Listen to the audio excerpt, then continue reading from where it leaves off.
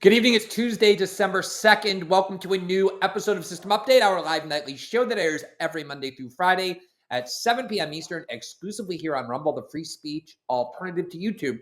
I was about to say, again, you can see that I'm not in our ordinary studio. And while in a sense that's true, the reality is, as I said last night, we're going to be in this location for some time to come. So you just need to get used to it. You just need to accept that. Enough with like, oh, why isn't Glenn in the studio? Just put in your head, this is the studio for the next couple of weeks until further notified. I'm also surrounded by many dogs, as I said last night. They were incredibly well behaved last night. I wouldn't count on that being the case tonight because the topics are not quite as entrancing to them, though I'm sure it will be to you. All right, tonight, first of all, Hillary Clinton appeared at a pro-Israel lobby conference sponsored by the Adelsons in New York, among other pro-Israel luminaries.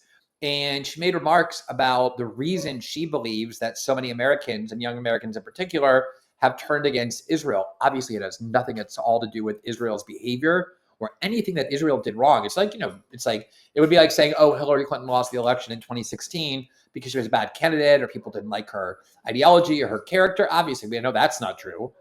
That's not why Hillary lost, because people didn't like her. She lost because Russia manipulated people into voting against her.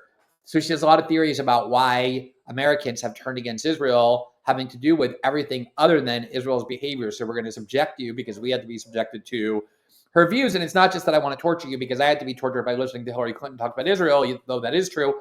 It's also because it's incredibly revealing what she said, where she said it, who was near her at this conference when she said it. And we're going to tell you all about that. Then, most of the Washington press corps has been expelled from the Pentagon from covering what Pete Hegseth calls the Department of War, but which the law still calls the Defense Department, because their refusal, their quite valid refusal, to sign a form required by the Defense Department, essentially requiring media outlets to submit whatever they're going to publish about classified information to the Pentagon for prior approval. No one who actually is a journalist or even calls themselves a journalist, no matter how low your standards are, and obviously the standard for corporate media is very low, but no matter how low your standards are, you would never in your right mind sign a document requiring you to submit for pre-publication approval your articles about the Pentagon to the Pentagon.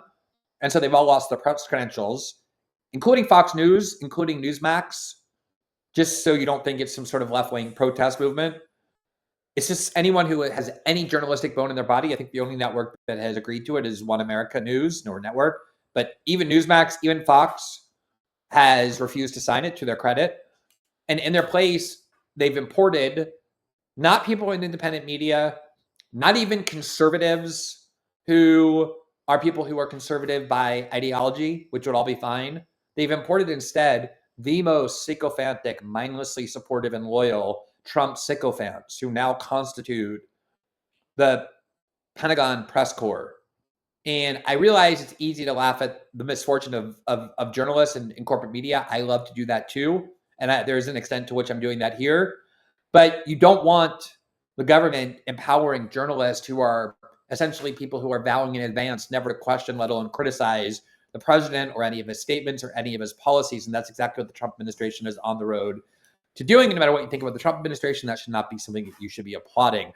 And then finally, we were going to cover last night this exciting voting process underway to determine Anti-Semite of the Year. And since we didn't get to do that last night because of time constraints, we devoted the whole show instead to this imminent regime change war in Venezuela. We are going to cover that tonight because I think that's an important, in one sense, topic to cover. Very frivolous in another, but there are some worthwhile points to derive from that. And so we're going to cover that at the end of the show as well. Before we get to all of that, a couple of quick programming notes. System Update is also available in podcast form. You can listen to every episode 12 hours after the first broadcast live here on Rumble, on Spotify, Apple, and all of the major podcasting platforms, where if you rate, review, and follow our program, it really helps spread the visibility of our show. Finally, we are independent journalists doing independent media. As such, we do rely on the support of our viewers and members, which you can help participate in and provide by joining our locals community, where you get access to a wide array of exclusive benefits and exclusive content. But most of all, it is the community on which we do rely to support the independent journalism that we do here every night. All you have to do is click the join button right below the video player on the Rumble page, and it will take you directly to that community. For those who've been watching this show, we are very appreciative, and we want to welcome you to a new episode of System Update starting right now.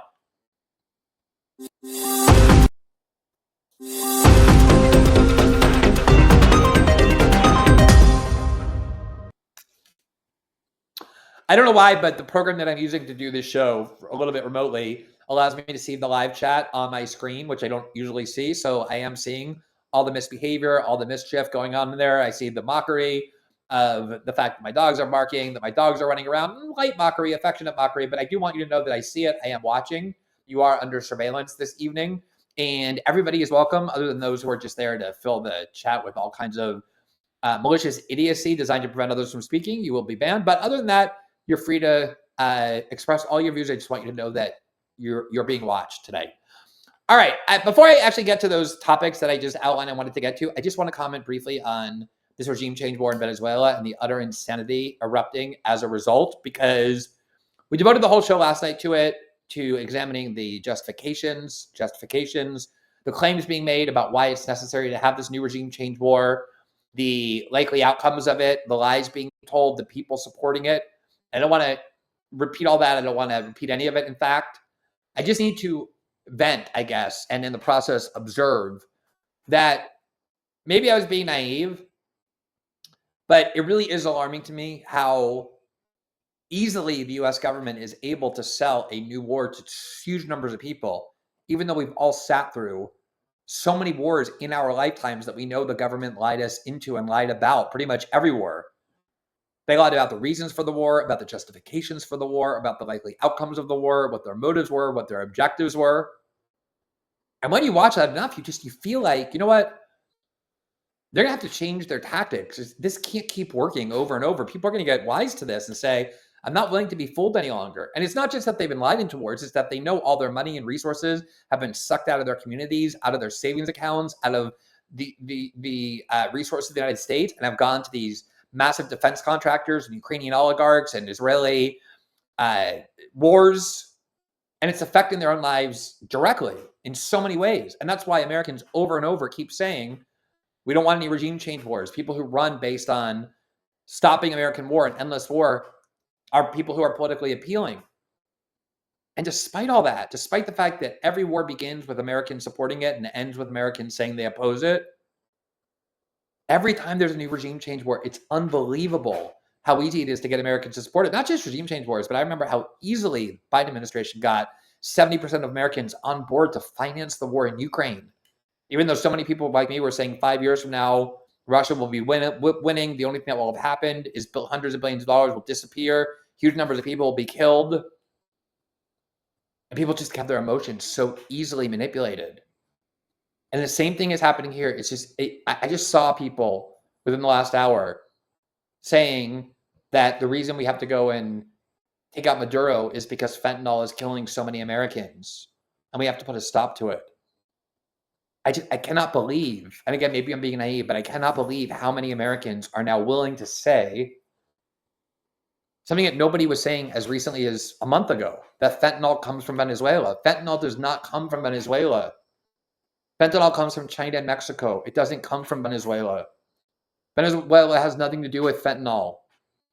And yet you have Trump administration officials and Republican senators and military-industrial complex scumbags like Alex Karp and endless numbers of war supporters saying, look, the reason we have to go do this war is because Americans are sick and tired of watching people die of fentanyl. And you just say, Venezuela, fentanyl doesn't come from Venezuela. It just doesn't. Every government report, every think tank report, every UU report, nobody thinks fentanyl comes from Venezuela. Fentanyl is manufactured in China. It's passed into the United States through Mexico. That was why nobody in the 2024 campaign talked about bombing drug cartels in Venezuela or regime changing Maduro. They talked about bombing Mexican drug cartels, which we didn't do because that's where the fentanyl comes from. And yet overnight, they've convinced huge numbers of people that fentanyl comes from Venezuela. And it's like, they didn't even really try to convince people of that. They just kind of, Trump never even really said it outright. He just keeps implying it. So does J.D. Vance, so does the Senate Republican caucus. And yet, I can't believe how many people are running around saying that, oh, this war is needed to stop fentanyl, because it's going to have no impact on fentanyl whatsoever. And then just one other quick point that's very similar.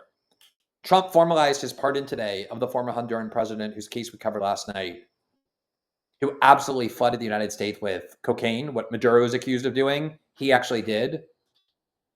He was prosecuted. The case started under the Trump administration, the first Trump administration.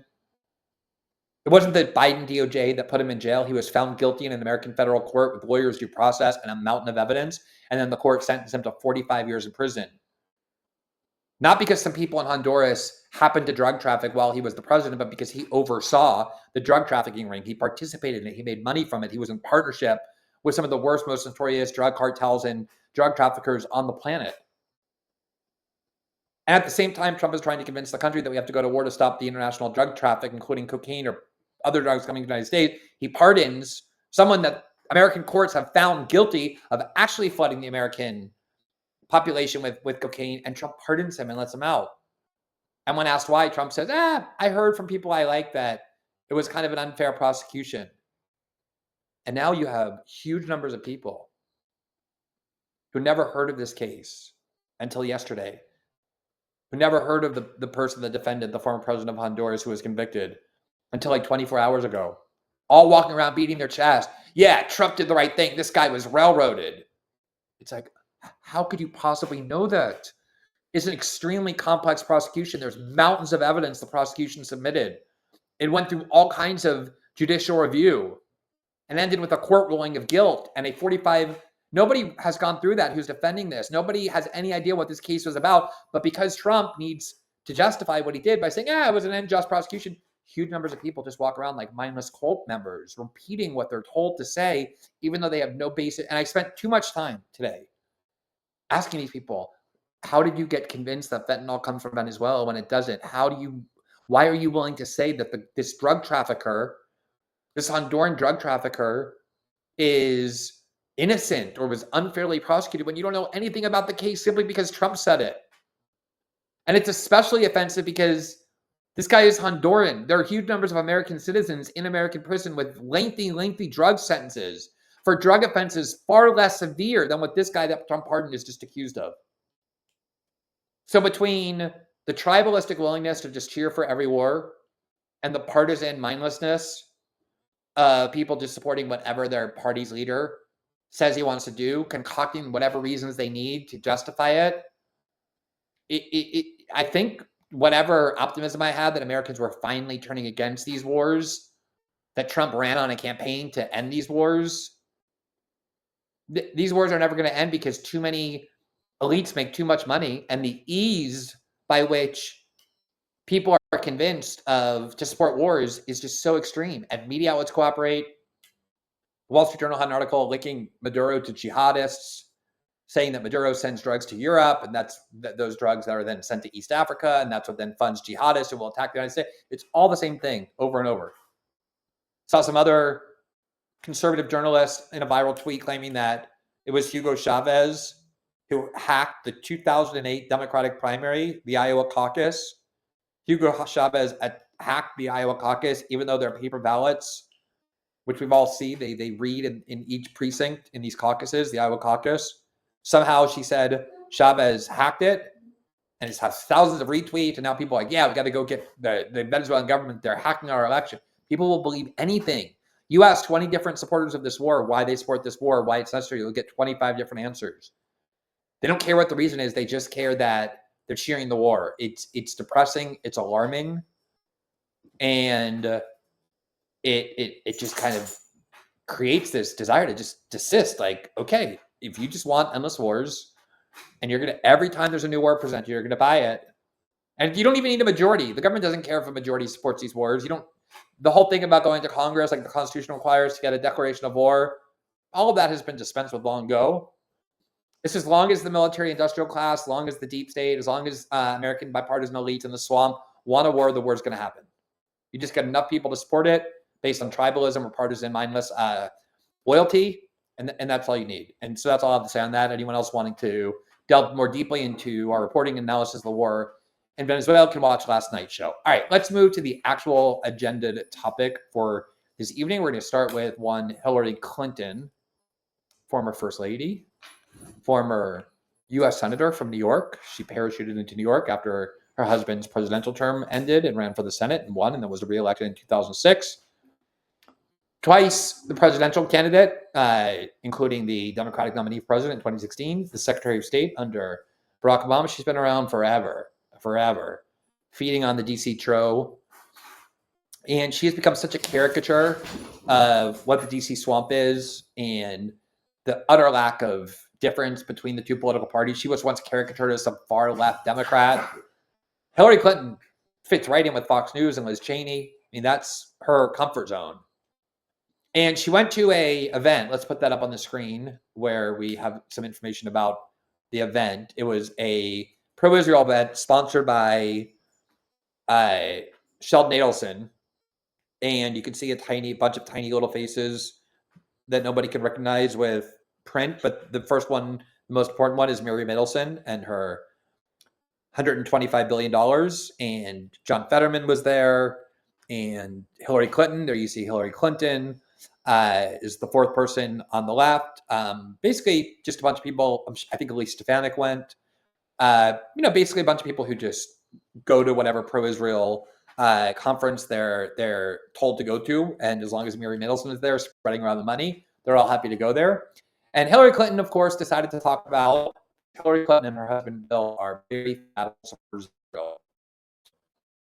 If you were in a Fox News, you have to be Democrat Israel, are far leftist, don't believe in national defense, don't support Israel, pro-Palestinian, or whatever.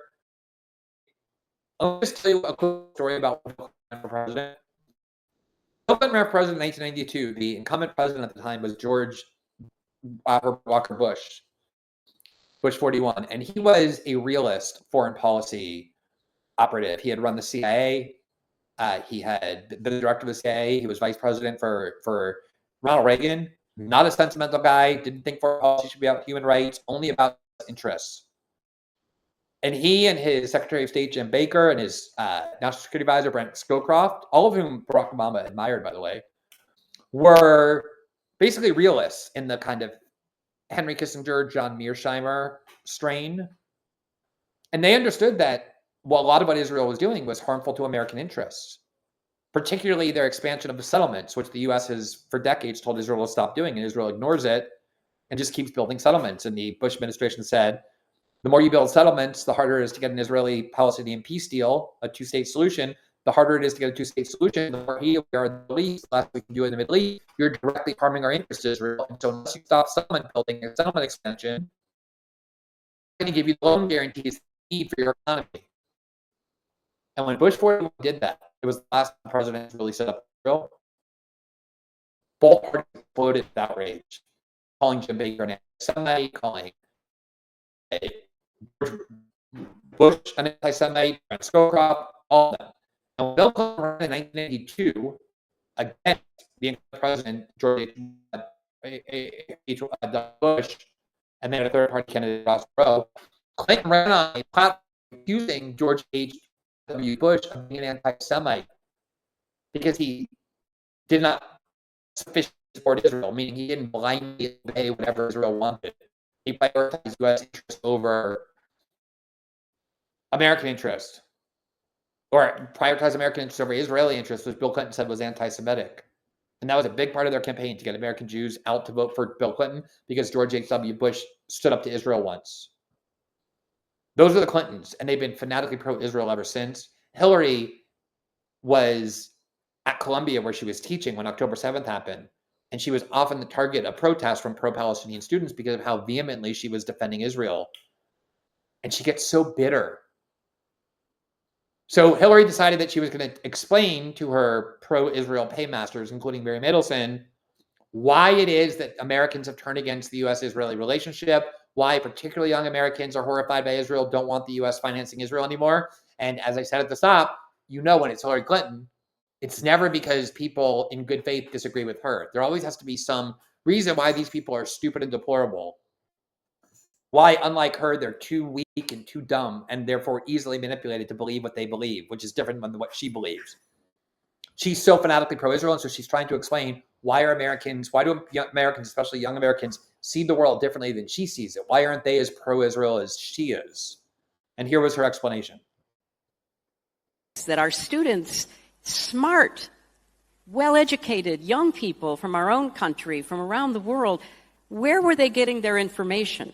They were getting their information from social media, particularly TikTok.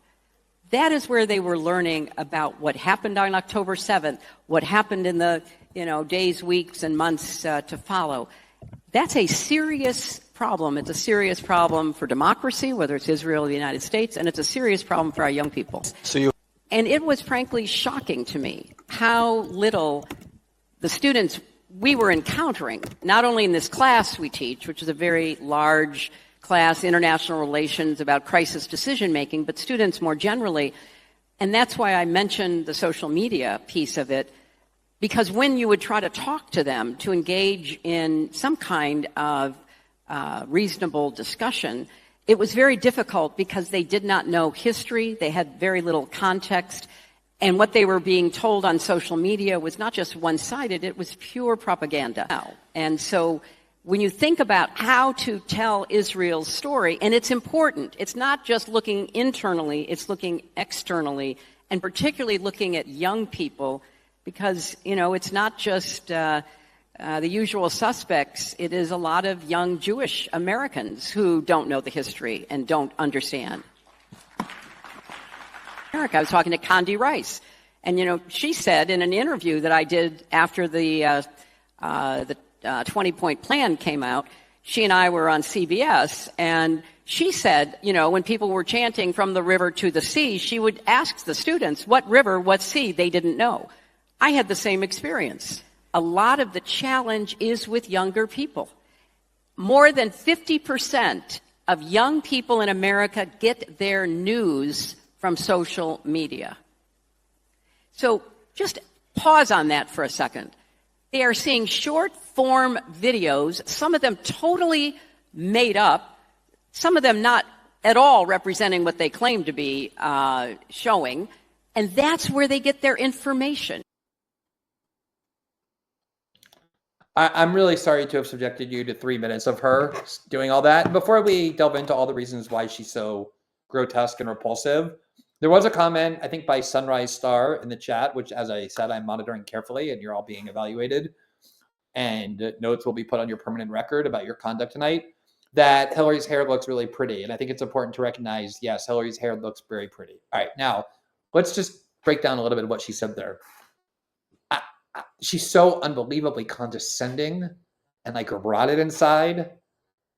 She said that the reason young Americans have turned against Israel is not because they watched every day as Israel blew up Palestinian babies and incinerated them in tents and starved them to death and denied them anesthesia and antibiotics so that they had to subject themselves to surgeries without basic painkillers. No, it had nothing to do with that. Nor was it about the fact that they realized that the United States pays for Israel to go blow up babies every day. No, it had nothing to do with that either. It's that these young Americans are very stupid, very stupid. They don't know anything. They're morons. Like the deplorables who didn't vote for her because they're really stupid too in 2016. These are idiots, she said. And the reason they were so easily deceived, why their ignorance was so easily exploited, was because TikTok manipulated them into thinking Israel was bad. And we've shown you so many times before, remember, this was a bipartisan drive to ban TikTok. When it was just about China, it got nowhere near the votes needed. Only once after October 7th, when Democrats like Hillary Clinton started believing that TikTok was allowing Palestinians to speak too freely, Palestinian advocates to speak too freely, Israel critics to speak too freely, when there were too many videos going around of what Israel was actually doing in Gaza, which 10 years ago you could have stopped. You just banned media like Israel did, and there was no TikTok to show anybody, or you just eliminate free speech on the internet and prevent it from going around. She was like, they saw too much, and they're idiots. They don't even know which river and sea they mean. These are morons. These are imbeciles who disagree with me. This was the reason TikTok was banned and or forced to be sold to someone like Larry Ellison, the single largest donor to Friends of the IDF in history. It's because they became convinced that TikTok was allowing too much criticism of Israel, was showing too many of the realities of what Israel was doing. And that's why they banned it or forced the sale. And it's completely bipartisan. Note as well that this monster and ghoul has the audacity to say even Jewish Americans have no clue what they're talking about. These are idiots, these Jews. You have these Jews She hates anti-Semitism. I was absolutely enraged by it. She's like, these Jews, these Jewish Americans, they're criticizing Israel. They're morons. They don't even know their history. They don't even know their own history. I'm here to teach them. They don't want to hear it from me because TikTok poisoned their mind and they don't know enough. They're too stupid to resist it. And then she said, hey, I was talking to my friend Condi Rice. You know, Condi Rice, the national security advisor during the Bush-Cheney administration, who was the architect of the torture regime, who told Americans that if they didn't support the war in Iraq, that the proof of Saddam Hussein's weapons of mass destruction would come in the form of a mushroom cloud that Democrats claimed at the time was a war criminal. Anyway, that Condi Rice.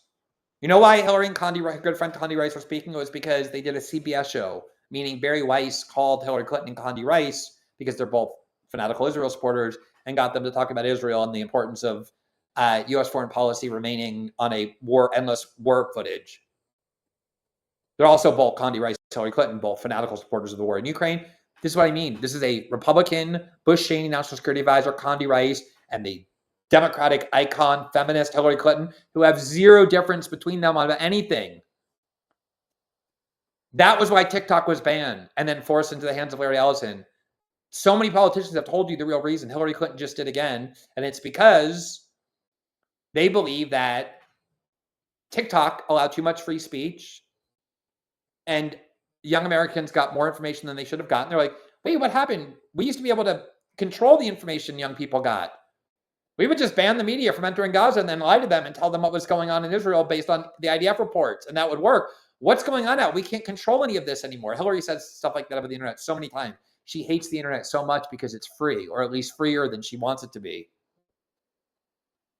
The reason why Hillary Clinton is such a good vessel for understanding how these people think is because she's very, very bitter about having lost that 2016 election.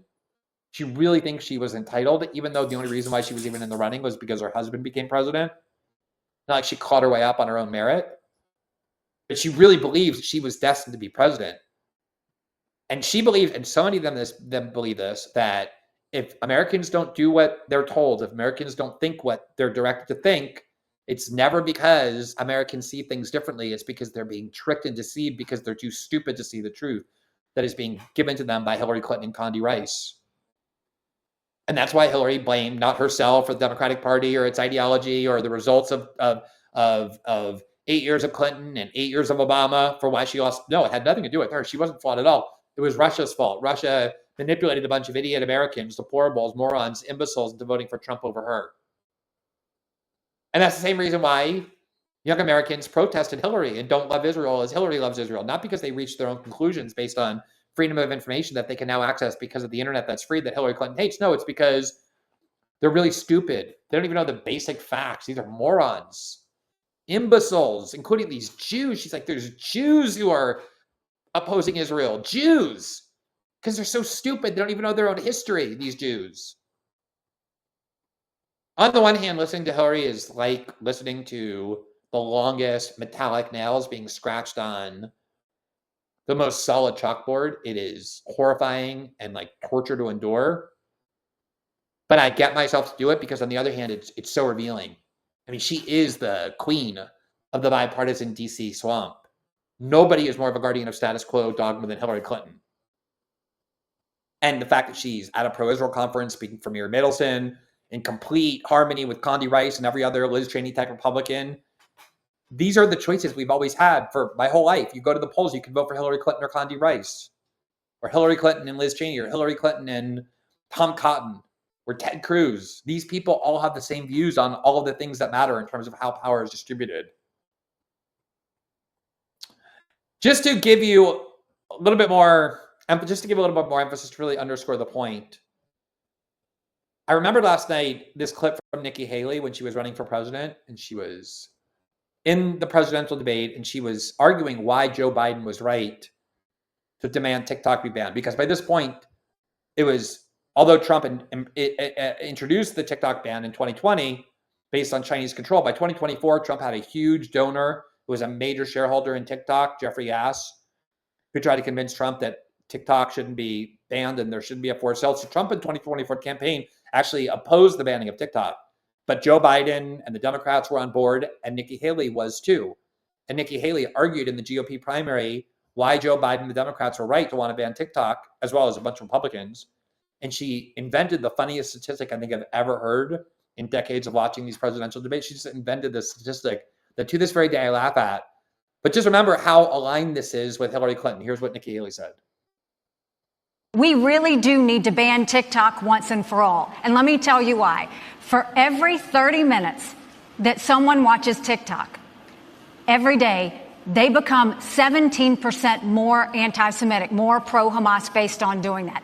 We now know that 50% of adults 18 to 25 think that Hamas was warranted in what they did with Israel. That's a problem. When campuses also don't go and protect when they have these rallies and you've got students that are scared, we need to go to these universities and say, if you're not going to protect these students, if you're not going to acknowledge anti-Semitism, we'll take your tax-exempt status away. That'll fix it, and that'll take care of it. I mean, Hillary Clinton could have easily said that, although I think even Hillary is a tiny bit, she's a little bit too dignified to tell lies that crude. She's like, hey, by the way, for every 30 minutes that you spend on TikTok, it's not like you're likely to see things that might make you, no, it's very, very scientific. For every 30 minutes that you spend on TikTok, you are 17% more not 15% or 16%, not 19 or 20, you are 17% more anti-Semitic. So if you spend an hour on TikTok, you're now 34% more anti-Semitic. You spend 2 hours on TikTok, you're 68% more anti-Semitic. You spend 3 hours on TikTok, and now you're really in trouble because now you're above 100% more anti-Semitic just from 3 hours on TikTok. And her conclusion and Hillary Clinton's conclusion was that because Americans were getting information that was making them think differently about the U.S.-Israel relationship than Nikki Haley and Condoleezza Rice and Hillary Clinton want them to think, we have to ban TikTok. That's how these people think. Remember, Nikki Haley said during the campaign as well that people should no longer allowed to be anonymous while on the internet. A condition for using social media, she said, should be giving your government identification so your name can be attached to everything you said. These people are complete authoritarians, and think about what jokes it is to have to go and vote and choose between a Republican who will put Liz Cheney, or actually a Democrat now would put Liz Cheney, but before a Republican, or Nikki Haley or Condi Rice, or a Democrat who would put Hillary Clinton in power. These people are just hive minds. They have a little bit of difference on cultural issues, pro-choice, pro-life, kind of, a little more pro-gay, less pro-gay, whatever.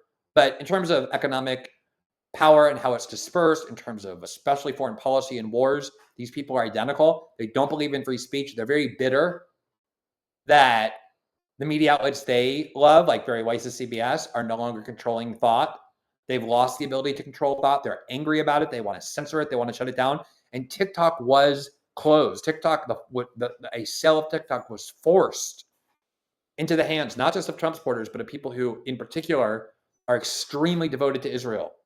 And it's so clear because they all say it now, as Hillary Clinton just did, that the reason is, remember the ADL demanded TikTok be closed too, was that there was too much information on TikTok that was allowing Americans to become critical of Israel. In case you're wondering how the United States functions, whether free speech is real, what the mentality is of the people in power, it's just all laid out there. It was such clarity by... I won't play Hillary Clinton clips very often. I know you need to recover. I need to recover spiritually, emotionally, psychologically from seeing her, despite her pretty hair, from hearing her voice, and especially from being exposed to just like the utterly nauseating, sociopathic way that she thinks about the world. But it is worth forcing yourself to do it every now and then, and that's why we decided to share that with you tonight.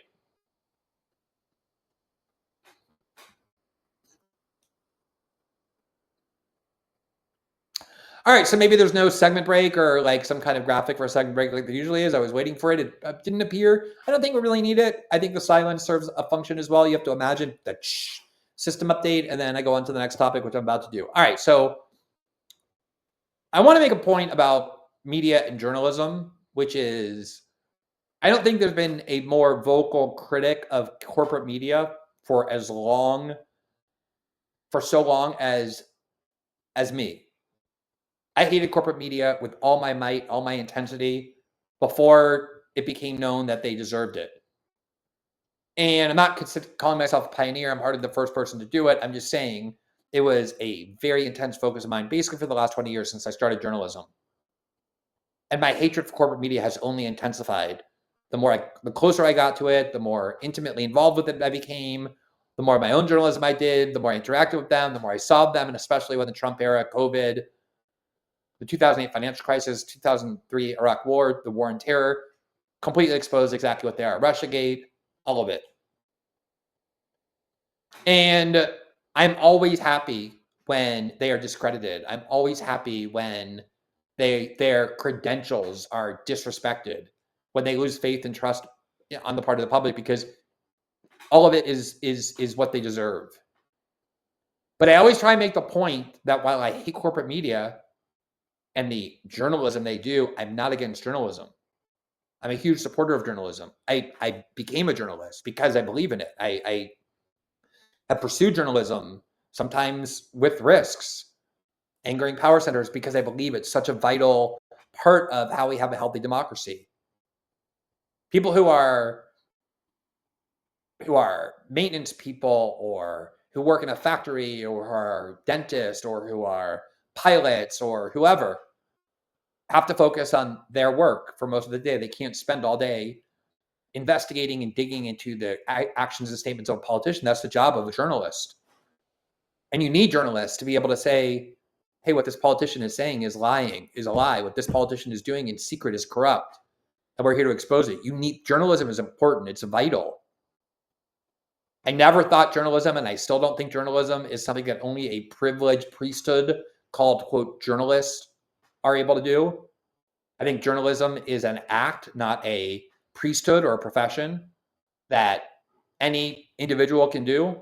That's how the founders thought of it. Freedom of the press was put in the First Amendment. It was like freedom of speech or free exercise of religion. It wasn't for just a small group of people, freedom of the press. It was for everybody.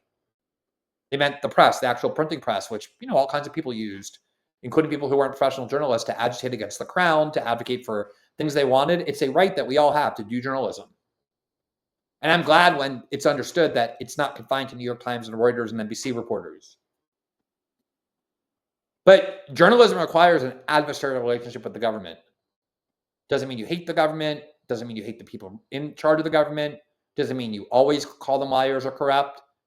But it's adversarial in the sense that when they say something, your instinct as a journalist is not to immediately agree with it and say, well, if that person is saying it, it must be true because he's so trustworthy. It's to be skeptical about it and to say, you know what, I want to see proof for it first before I believe it, or before anybody should believe it. And you go and investigate it. And if you find that it's false, you say so. If you find that a policy is likely to produce outcomes different than the ones they're promising, you say so. That's just the journalistic instinct. You don't want anyone sycophantic to government, but you also don't want anybody like the corporate media was with Trump, single-mindedly and monomaniacally driven by hatred for the person, for a mission to destroy a particular presidency or a party. Both are activism and not journalism. And I say all that as a prelude to this trend that really has become centralized at the Pentagon, but is now spreading to the White House newsroom and other, the briefing room and other parts of the government, to expunge people who are in corporate media or even independent journalists and replace them with complete party sycophants, complete party loyalists or Trump loyalists. And as much as I hate corporate media, as much as I believe that they've been completely mission-driven and destroyed their own mission in trying to destroy the Trump presidency, both in the first term and the second term, the solution of replacing them with people who are excessively worshipful and reverent of the president and the administration is no better. And I would argue it's actually worse. You'd rather have a press corps excessively adversarial, even reactionary adversaries, than ones who are sycophantic and who will defend the president no matter what he does. And yet, increasingly, that's what we're getting. This all started when Pete Hegseth decided to impose a new media policy that basically said that if you work at the Pentagon, you are barred from asking people to tell you things that are classified, which is what a journalist does in all parts of the government. You don't just want to get the information that the government has authorized you to get, just that they want you to have. You want to get the information that they're hiding so you can report on what the government is doing. and you go to sources and you ask them to share with you what the government is really doing so you can report on it. But they had to sign a policy saying they would never do that. And they also had to sign a policy saying if they're going to report anything other than what the government has explicitly authorized them to distribute, they have to submit it first for pre-publication review. Here from AP, this is October 22nd. After others departed, Pentagon announces, quote, a new press corps filled with conservative news outlets. Because what happened was the media outlets, not just ABC and NBC and New York Times and Washington Post, but the Wall Street Journal, Fox News, Newsmax, pretty much everyone said, we're never going to sign this. This is basically turning ourselves into government spokespeople like we work in North Korea. We're not going to get permission from the government before we can publish something that is about classified information. We're not going to go to the government and ask for permission. That gives the government censorship power over what we're going to report.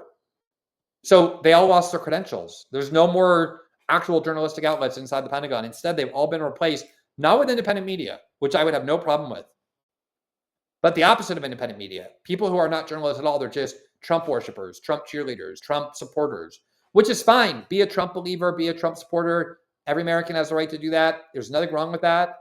People are supporters of political leaders. That's totally fine. But don't pretend then that you're part of the press, which is reporting when you've already made clear that your interest is not reporting on Trump or Pete Hegseth, but only venerating them and defending them. Here's the AP News article that goes on to explain. We can put that on the screen. You see, it says, here's the Pentagon Press Association statement on October 15th. Quote, today, the Defense Department confiscated the badges of the Pentagon reporters from virtually every media organization in America. It did this because reporters would not sign on to a new media policy over its implicit threat of criminalizing national security reporting and exposing those who signed it to potential prosecution. The Pentagon Press Association's members are committed to reporting on the U.S. military, but make no mistake, today, October 15, 2025, is a dark day for press freedom that raises concerns about a weakening U.S. commitment to transparency and governance, to public accountability at the Pentagon, and to free speech for all. And let me just, I think there is, yeah, so that's the end of that. So the Department of War, as Pete Hegseth and Trump are now calling it, even though that's not actually its name under the law, issued their own defense of this new policy. And this is what they said. We can put that on the screen. Memorandum for senior Pentagon leadership. Here, this is their report. Members of the news media are not required to submit their ratings to DoD for approval. The receipt of unsolicited CNSI or CUI and its subsequent publication is generally protected by the First Amendment and would not on its own normally trigger denial, revocation, or non-renewal of PFAC. However, if you solicit the disclosure of such information or otherwise encourage DoD personnel to violate laws and policies concerning the disclosure of such information, such conduct may weigh in the consideration of whether you are a security or safety risk. It then goes on to say, the First Amendment does not permit journalists to solicit government employees to violate the law by providing confidential government information to ensure the safety of U.S. personnel. News media who find themselves in possession of information that appears to be CNSI or CUI should discuss those materials with the PPO prior to publication. So that's exactly what it does. If I had signed on to this, and then Edward Snowden had come to me or another source had come to me and said, hey, I want you to know something. The NSA is doing something. The deep state is doing something extremely deceitful, illegal, and corrupt. And they are hiding their abusive, deceitful conduct behind classified or top secret markings. If I said to that person, oh, yes, I'm interested in that, give me that. Or, hey, this is interesting what you gave me. Can you give me more? I would be in violation of that policy because I would promise not to do that, even though it's basic to investigative journalism, and subject to prosecution because I signed that. And even worse, if I did get such information that is classified or top secret, meaning the government hasn't authorized it to be seen by the public, and I published it, if I didn't first go to them and give them a heads up about what I was publishing and get approval from them, I would also be subject to prosecution in violation of those rules. I would never sign those rules. No journalist of integrity would. But the Pentagon has no problem replacing all of those journalists who refuse to sign these forms and therefore lost their press credentials and their access to the press. The problem is it's being filled by a bunch of partisan loyalists. Here's someone named Cam Higbee who said this, quote, "You can criticize me for not having a journalism degree, but what does it say about the folks with degrees that I replaced them at the Pentagon?" No one cares if anyone has a journalism degree. I don't have a journalism degree. I went to law school. I didn't go to journalism school. Some of the most accomplished journalists on the planet didn't go to journalism school. No one thinks you have to go to journalism school to be a real journalist. Don't have journal. No one cares about that. It shows how little this person knows about the profession of journalism, that he thinks the criticism is that he doesn't have a journalism degree. But he says, okay, well, what does it say about me or the folks with degrees that I replaced them at the Pentagon? What it says is that you're a mindless follower, a cult leader, a cult member, worshiping your leader. And they know you're never going to criticize anything they do. You're never going to question them in any way. You're going to just serve as a propaganda vehicle, a vessel for them. That's what it says about you. That's why you're there.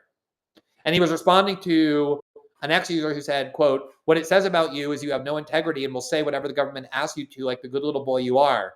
Quote, information must be approved for public release by an appropriate authorizing official before it's released, even if it's unclassified," the directive states. The signature form includes an array of security requirements for credentialed media at the Pentagon.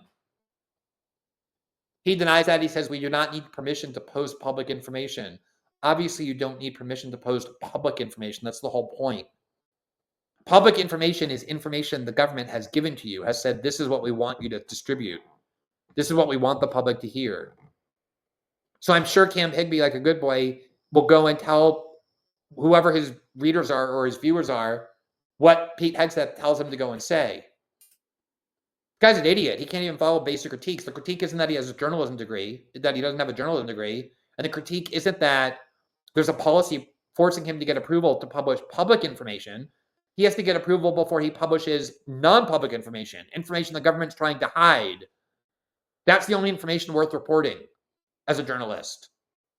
And no journalist, not even the worst, most decrepit ones in corporate media, would go and submit to the government what they want to say. There's a journalist named Ken Delanian, really not a journalist, TV personality, who works at NBC. He had worked at AP for a while. And previous to that, he worked at the LA Times, and he covered the intelligence community. And at The Intercept, we did a Freedom of Information Act request for all communications between the CIA and journalists. And they had no privilege to claim, so they had to give it to us. In these emails, we saw Ken Delanian, while at the LA Times, sending the CIA drafts of articles he was preparing to publish, saying, "Hey guys, I'm about to publish this. Let me know what you think." And they would come back and say, "Change this, change that," and he would do it. He was serving as a CIA stenographer, which is what all these people are there to do as well. Another giant of American journalism who got a press credential is Laura Loomer. And she was responding to claims that she's restricted in what she can say. And this is what she said on X, quote, "It's not true. I've been asking all types of critical questions of the Pentagon this week, and they still let me inside the briefing. We are allowed to ask whatever we want. There are two rules. Do not publish classified information, and don't walk inside DOW officials' private spaces to invade their space. It's crime to publish classified information. So why is that such a hard rule to follow?" Okay. That is utterly false. It is not a crime to publish classified information. How can you possibly purport to be a member of the media or whatever she thinks she is and not know this? Imagine if it were a crime to publish classified information. There'd be no journalism in the United States. There would only be government spokespeople. She's an imbecile. Journalists publish classified information every day. The crime is if you work inside the government, you're under a legal obligation not to disseminate classified information to people unauthorized to receive it. That's a crime. The source can commit a crime. But it's not a crime to publish classified information. That was why we were able to do the Snowden reporting without being prosecuted, even though they wanted to. It's why the New York Times and the Washington Post could publish the Pentagon Papers. It's why WikiLeaks was able to publish all of the information it published, and why it was such a scandal when the government tried to criminalize Julian Assange for publishing classified information, given that that is the essence of investigative journalism. You may remember before we did the Snowden reporting, just a couple months before, there was a major scandal because Eric Holder, when he was the Attorney General for Obama, was trying to find out who the sources were for Fox News' reporting of classified information, including James Rosen, and they got a hold of his phone records, his parents' phone records, trying to find his sources. But the reason it was a scandal is because journalists aren't committing crimes by publishing classified information. It's critical. Otherwise, all the government has to do is put classified labels on everything they want to hide. And then journalists are only allowed to report what you're told to report. And Laura Loomer is saying that's what she's there to do. And that's why she has that press credential. Here's Laura Loomer claiming the Washington Post and Dan Lamothe used to occupy this desk inside the Pentagon press room. Now it's mine. She's all proud of herself, showing her dumb little press credential, which she got because she's a loyalist of Donald Trump. And then here's another person, Lance Videos, who's also a Trump loyalist, who also said, Washington Post, it feels good to be sitting at your old desk at the Pentagon. Have fun outside. Which is weird because I thought Laura Loomer just said she was the one who took over the Washington Post desk. And then here's some other Trump worshiper, R.C. Maxwell, who said the Pentagon cubicle that used to belong to Dan Lamothe of the Washington Post is now mine. Out with the propaganda and hacks. In with the truth tellers who love America. They're all claiming that they're sitting at Dan Lamothe's desk for some reason in the Washington Post, even though he only had one desk, not 7. And imagine being a total partisan Republican hack like R.C. Maxwell is and saying out with the propaganda and the hacks, in with the truth tellers. He's not there to tell the truth. If you asked him, are you there to expose lies or deceit of Pete Hegseth or the Defense Department, he would say, of course not. I'm a patriotic American. I'm there to defend Pete Hegseth. That's the definition of a hack. Here's Cam Higbee. I can confirm the former Washington Post Pentagon desk is now the Fearless Media desk, featuring Lance Videos. And then he came back and said, okay, it was probably a Bloomberg desk. We were told it was the Washington Post. The point is, we're in, you're out. In case you want to see who Cam Higbee is, he went on Laura Ingram's show in 2023. Not even going to comment on it. I'm just going to let you hear him speak in his own words and let me know if this inspires confidence in who the Pentagon press corps is. All intentional. It's Hamas's plan.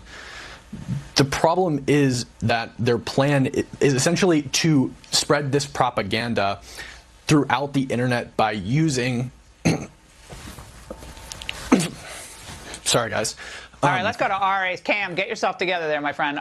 The launching of missiles from densely populated urban areas like the Gaza Strip, it essentially they want people to see what is happening. I'm sorry. That's all right. Ari, I want to get to this politically. You know what? I couldn't make fun of that. That induces pity. He probably wasn't on TV very much, especially national TV. He probably got very nervous, whatever. I'm not going to make fun of him for that. But he was on there to basically say what Hillary Clinton said and what Nikki Haley said and what Condi Rice said, which is that TikTok is propagandizing Americans to turn against Israel. He's an Israel hack. I do want to make fun of him, but I just can't. But given how pompous he's being, like, oh, look at me, I'm in the Pentagon press corps. What does that have to say about all of you? I think it's pretty clear what it says. You think that person's going to be doing hardcore, hard-hitting investigative reporting of Pete Hegseth? All right, here's someone named Vince Dow. They're all saying the same thing. They're all just like Trump influencers, MAGA influencers. Your office belongs to me now. Wow, that's so impressive. And there he is, like, giggling. There's a little beer behind him. I mean, this is pathetic and cringe. This is not anything defiant. You know, if you're like a young person and your identity is wrapped up, not in anti-establishment politics, but in just worshiping some political party or political leader, that's just sad. That's like boomer behavior. When you're young, you're supposed to be critical of the power structure. And I don't mean reactionary, like disagree with it always, just disagree with it, but I mean like be an adversary to it, want it to change, be a force against it. But these people are all there, and you can see the hive mind. They're all saying the same thing. Ha, you're not here anymore. We are. Even though the reason they're there is completely embarrassing, even humiliating. Here is Vince Dow, just in case you don't know who he is, and I wouldn't blame you if you don't. This is the kind of thing he does. January 5th, 2025, CBS News, John Thune has privately told Trump that Pete Hegseth has the votes to be confirmed. Let's go. I'm sure that's going to be somebody really doggedly investigating Pete Hegseth in the Pentagon with his new Pentagon press credential. Here is the aforementioned Dan Lamothe of the Washington Post, who said he gathered all these tweets of everyone claiming to have his desk, and he said, y'all gonna have to work this one out for yourself. Again, very few things can make me sympathize with or defend the corporate media, but I'd rather have them there than these people for the reasons I said, recognizing all their flaws and all their toxic presence. The last thing you want in a press corps are North Korea-style propagandists for the government. Here's Lan's videos, one of the people who got one of these press credentials now because no real journalist would sign these policies. And here was him talking about Pete Hegseth. It is standard procedure to make for sure that the enemy is neutralized. It is not murder when Pete Hegseth and the Department of War double tap a narcotics ship that is shipping drugs that kill Americans to America. It is not that at all. I'm here at the Pentagon reporting. He's there at the Pentagon reporting. What was he reporting? That everything Pete Hegseth is doing is great? That double taps are legitimate? No one thinks double taps are legitimate. Obama used to order double taps. Israel did double tap. Double tap strikes are when you blow up something, you kill a bunch of people, and then if there are survivors, you kill them again. You remember the very first WikiLeaks video called Collateral Murder? The reason why it was so controversial is because the US military had shot a bunch of people in Iraq, including journalists from helicopters. And then when others came, first responders and others, just random civilians, to help the wounded, to try and carry them to hospitals, they killed those people too. They shot at them. That's what a double tap strike is. Obama used to always do that. He would actually blow up a funeral. And then when doctors came and rescue workers came to take the people who were gathered, he would then kill them as well. This is what Al-Qaeda used to do, and we would call it terrorism. And whatever, if I wouldn't go and say this and be like, Glenn Greenwald reporting, I'm obviously analyzing and opining. But if I had a press credential for the Pentagon, I would hope people would expect me to go and get information, not defend Pete Hegseth. Here's Wade Searle. He's one of the people who has a Pentagon press credential. And here is what he said, just to give you an idea for his posture. Does the Department of War plan on pursuing any sort of legal action against the Washington Post? And what consequences will there be for lying to the American people? Because, of course, the implication there was that Pete Hegseth and Admiral Bradley are war criminals. And that was the implication, and that's what a lot of people on social media were saying after the fact. So could you speak to that?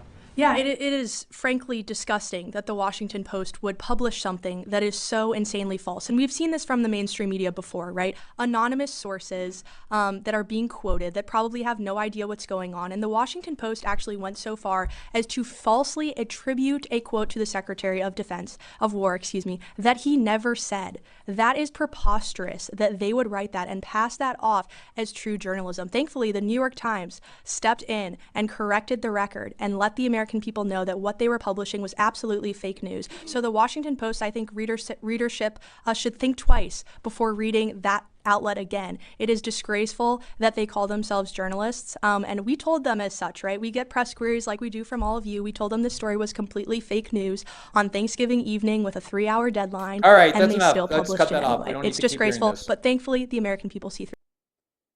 Okay.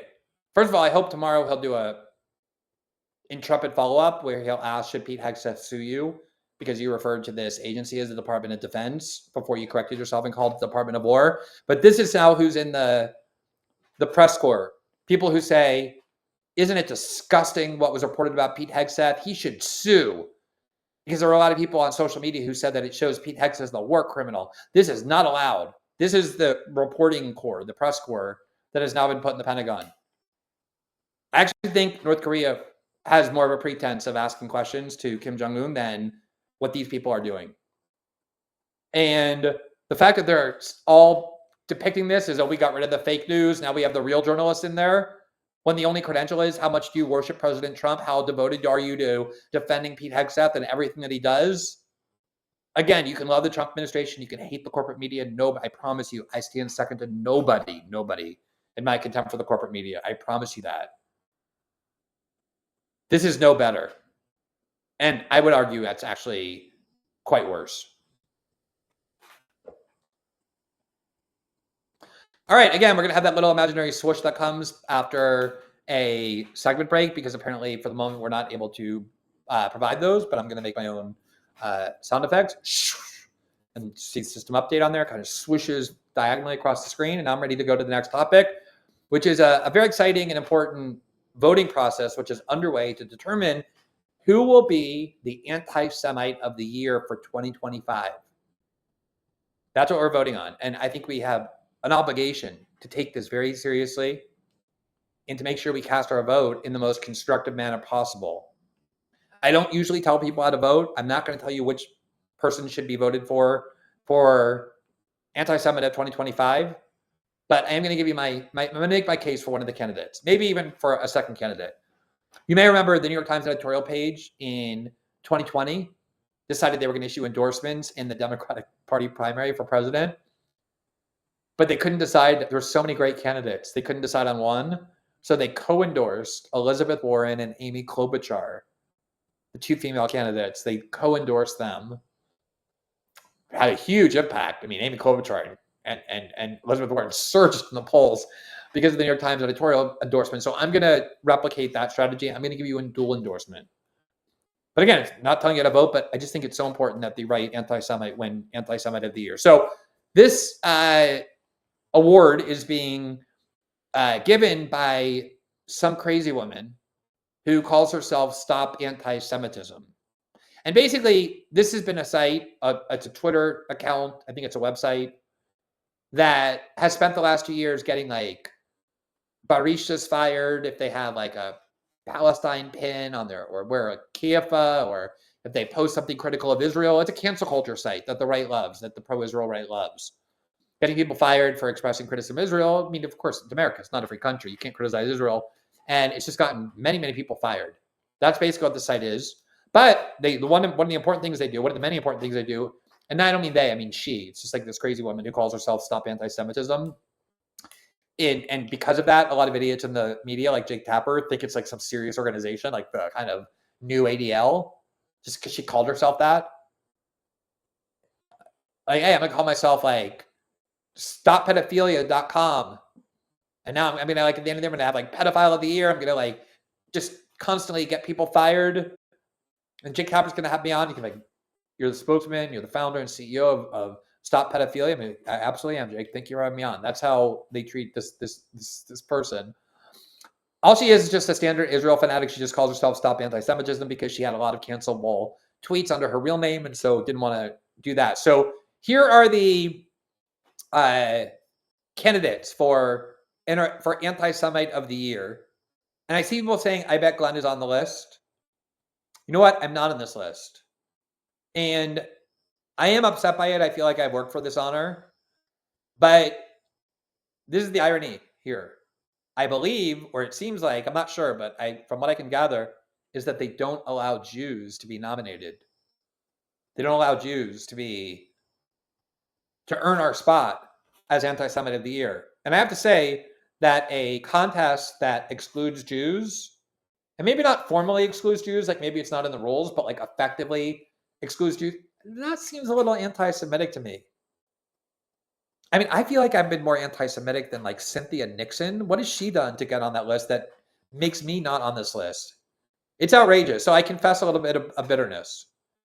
But I also believe that, and I'm going to register, I think Stop Anti-Semitism might be the Anti-Semite of the Year for 2026 because they don't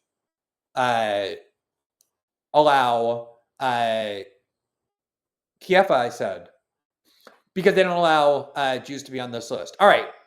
Weighing in at number one, and the original list did have numbers here. I don't know if they meant to suggest who they think they should win, but number one is Tucker Carlson. Number two is Miss Rachel. Number three is Guy Christensen, the young Palestinian activist that we had on our program just about a month ago. Number four is Marsha Cross. And the way they reminded people who Marsha Cross was, they said she was heralded for her superior acting on Melrose Place and Desperate Housewives. So that's number four. It's Marsha Cross, who previously portrayed Bree Vanderkamp on the ABC hit series Desperate Housewives that was on it, I think in the late Bush years, early Obama years. So congratulations to Marsha Cross, better known as Desperate Housewife V. Branderkamp. And then you have Bryce Mitchell. I think he's an MMA fighter. Cynthia Nixon, who is an actress who became famous for her role on Sex and the City. Then she ran for president. Who was married to David Mamet? David Mamet is a Jewish playwright. Marsha Cross is married to David Mamet. Miss Rachel is Jewish. Is this true? Miss Rachel is Jewish? Can someone check that? Is Miss Rachel Jewish? Anyway, then you have Cenk Uygur and Anna Kasparian, the co-host of The Young Turks, whose work I do have to say on Israel has become quite good. Stu Peters, who I've seen people saying might be the only legitimate anti-Semite on this list. I don't know enough about Stu Peters one way or the other to say. I'm not denying that. I'm not affirming it. And then Kala Walsh, who I wasn't familiar with. Apparently she's a DSA activist. Thank you for, what, maybe we can do a write-in campaign for me. I don't know if that's allowed, just to combat the anti-Semitism of this group. You have Kala Walsh. She's a DSA activist, a young DSA activist. I think she did some pro-Palestinian protesting. For those of you asking why, no, Cenk Uygur is not handsome, Sunrise Star. You were good on the Hillary Clinton hair critique, but I'm sorry, I'm going to have to object to that. I'm fine with Cenk. I just won't allow that. Anyway, where was I? Oh, right. So the reason why Candace Owens is not on the list is because she won last year. She was the anti-Semite of the year for 2024, and I guess they don't want to have any repeat winners. A lot of people did wonder, hey, Nick Fuentes, why? He seems like an obvious person to put on the list. Why has he not been put on the list? Why was it more important to put Cynthia Nixon or Kala Walsh on the list? And I don't think there's any reason. I think they said Nick Fuentes had been previously nominated, and that's the same reason Hassan Piker wasn't on the list. But I don't know. I feel like someone should be able to be on the list just because they were nominated previously. If they win again, okay, maybe not. In any event, I think this whole list is hilarious. I think people have obviously come to realize that the operational definition of anti-Semitism, the actual meaning it has in our discourse, the effective meaning, is one who vocally criticizes Israel. And so putting people like Tucker Carlson or Guy Christensen or Cenk and Anna on the list when all they've done is express criticism of Israel, discuss further acts in Gaza, questioning U.S. financing of Israel, never a single word of antagonism or animosity for Jews, just makes this all the clearer what they mean by anti-Semitism. It's what a lot of liberals meant by racism, by racist. When they were screaming racist at all their political opponents, they trivialized that term, they weaponized that term, they overused it, so racist lost its sting. People used to be horrified to be called a racist, and yet Democrats and liberals so overused it that it just became kind of a very banal term of political disagreement, lost all of its meaning, and no one really cares anymore. Anti-Semitism in a lot of ways was even worse. That was really the career destroyer. That was a thing nobody wanted to be called. And yet, with October 7th and with this war in Gaza, they so brazenly and cynically weaponized that term to try and shut down debate over Israel, destroy their reputations and character, people who questioned Israel, like Tucker Carlson. That is amazing. Pretty much everybody on this list, or at least half of them, have come forward and said, thank you for the honor. Please vote for me. I'm so excited to be on this list. That was unthinkable. Even 5 years ago, it would be absolute career destruction to be called anti-Semite in this public way. Now, I think pretty much any of these people who win, and again, I said maybe there's like one or two people who are legitimate on the list. I don't know enough about them to say. So leaving them aside, pretty much anybody who wins will be an excellent recipient of the award because it will do something very important, which is illustrate, for those who don't already see it, that anti-Semitism means nothing other than those who criticize Israel or question U.S. financing of Israel. People have known Tucker Carlson for 30 years. They've seen him on every network, on Fox News. He's one of the most famous, influential, popular journalists in the country. You know, I always say, like, one of the reasons why Democrats couldn't convince people that Trump was Hitler was because people have seen Trump for their whole lives, and they never thought he was Hitler. So he doesn't look like Hitler. It's why people weren't convinced that Zohran Mamdani is some ISIS operative ready to murder them all in their synagogues, because it doesn't seem like that. If you step out of line The idea that Tucker Carlson is some anti-Semite, some bigot, some hater of Jews is laughable, but it makes sense to these people. So any of these people who win would be very effective winners at illustrating the point that anti-Semitism really means nothing more than criticizing Israel. But the person I really hope wins, and I hope if she does win, she's not too hurt by it, but I think it's for the greater good. I want Ms. Rachel to win so badly. Ms. Rachel would make the best anti-Semite of the year for 2025. I voted for Ms. Rachel. You can vote for 3 people. I voted for Ms. Rachel because Ms. Rachel is somebody who hasn't even criticized Israel. She doesn't criticize Israel. She doesn't question U.S. funding of Israel. Ms. Rachel's crime, she's like a preschool teacher. She became extremely popular because of her obvious love for and connection to kindergarten and pre-K kids in nursery schools. And as somebody who loves children, she was watching Palestinian children be blown up and orphaned and have their limbs removed by without anesthesia and have their entire families killed. And she committed the crime of feeling empathy for Palestinian children. That's her crime. So if she wins Anti-Semite of the Year, it will show that anti-Semitism, you can now be an anti-Semite. You don't even have to criticize Israel. If you just recognize the humanity of Palestinians, that will make it, I think it would confuse so many people. Ms. Rachel has become quite famous. A lot of people with young kids really love her, think she's wonderful. They're going to hear like, hey, Ms. Rachel just was named Anti-Semite of the Year of 2025. Who could possibly take anti-Semitism seriously after that?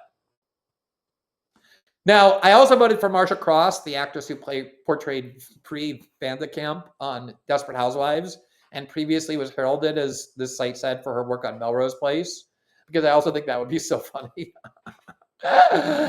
This woman who like America knows and was like in their homes, like this part of this like show that suburban America loved, and like who they watched as like young people in the 80s and 90s on Melrose Place.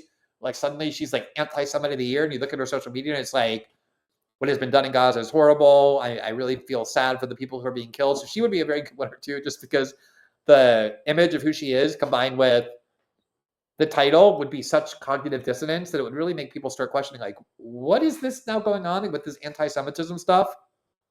And it would just weaken and drain it of all its meaning. And I say that, I always thought it was bad that the term racist was drained of all its meaning by overuse and cynical manipulation by liberals, because that's an important term. There is racism. It's important to describe it. It should have a little bit of a sting to it or a stigma. Same with anti-Semitism. Anti-Semitism is an actual thing. There are people who are anti-Semites. And that word has been destroyed by the people who ironically vowed to combat the trivialization of those terms. So crowning Ms. Rachel, Anti-Semite of 2025, crowning Marsha Cross of Desperate Housewives of Melrose Place, also very good.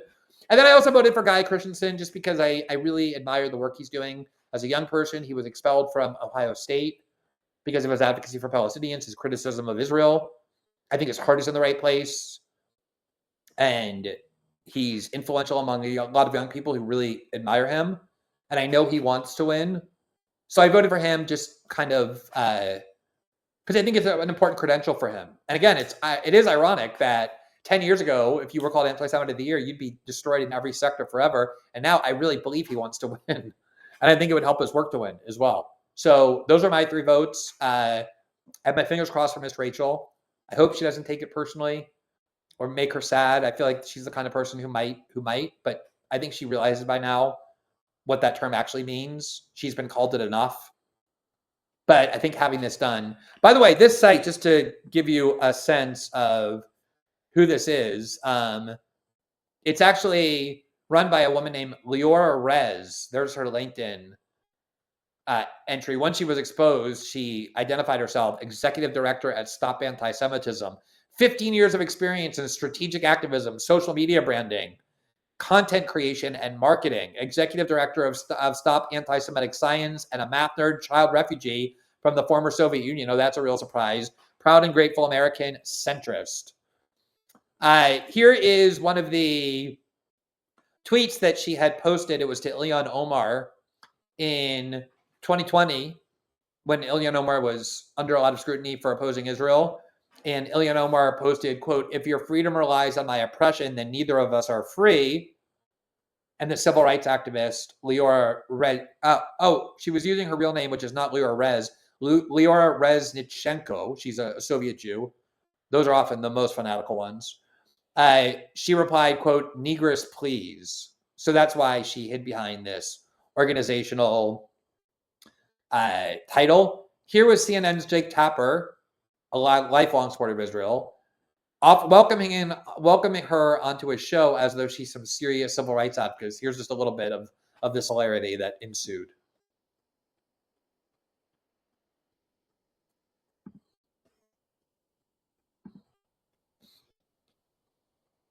Can we play this video? Anyone listening? Hello? Hello? Can we get that video? I'm afraid we don't have this video, Glenn. All right, we don't have it. So that gives me a good opportunity to address this comment that I just saw, which is by this piece of shit called Political Mutt, who said, quote, "When a homosexual man who's adopted boys gives you advice, you listen."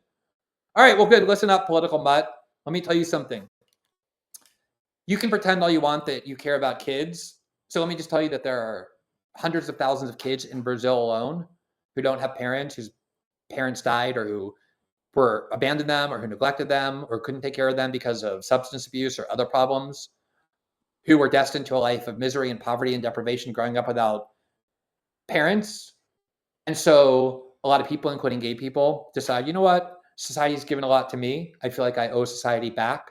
And so one of the things I'm going to do is I'm going to adopt children who have no parents and have no future as a result, because you cannot grow up as kids without a family and without parents and no support, no resources, get kicked out at 18. All the boys go into drug trafficking, all the girls go into prostitution, and say, we're going to treat you as our family, as our children, and form a parental bond with them. That is incredibly noble. Anyone who doesn't understand that is rotted and broken inside. So don't put that on adoptive parents who do something incredibly noble and beautiful. Accept that for yourself. All right, last thing I wanted to say is here's Miss Rachel, and she uses Threads, not X, which is kind of reflective of her personality. I think X is a little bit too combative for her. She's not a combative person. And she felt compelled, because she was being accused of anti-Semitism, to say this, quote, "Wanting kids to live isn't anti-Semitic." Isn't it amazing that she's required to actually say that? And that's the reason why I'm hoping she wins, because she is some... Okay, you know what? I'm going to try and ignore these tweets. Doug Ball says adoption is fine. Surrogacy is creepy. I actually have my own problems with surrogacy. I've actually talked about that before. But I'm not going to say it's creepy. The people doing it are creepy. There's a lot of reasons people do surrogacy. I do think there are ethical qualms about that. I've never engaged in surrogacy. And all I'll say is the thing of which I'm proudest in my life, obviously I have a lot of achievements, my professional life, my work, I'm obviously proud of those. But by far and away, the thing of which I'm the proudest is the family we formed, of the kids we raised, and of their character and who our kids are. Anyway, I just wanted to say that because I saw some of those stray comments that I have a difficulty resisting. So that is the show. Please go vote for Anti-Semite of the Year. It's very important that your voice be heard. Hopefully we can make Ms. Rachel Anti-Semite of the Year. Marsha Cross is an excellent alternative, a second choice. And I think she'll probably be like the second alternate in the event that Ms. Rachel can't carry out her duties. You need that alternate. And then give a vote to Guy Christensen, because I think it'll kind of encourage him and help him in his career, which I think has a great deal of potential and promise, and I really want to see succeed. All right, that concludes our show for this evening. As a reminder, System Update is also available in podcast form. You can listen to every episode 12 hours after their first broadcast live here on Rumble, on Spotify, Apple, and all other major podcasting platforms. If you rate, review, and follow our show, it really helps spread the visibility of the program. Finally, as independent media, independent journalists, we do rely on the support of our viewers and members, which you can help participate in by joining our locals community, where you get access to a wide range of exclusive benefits, exclusive content.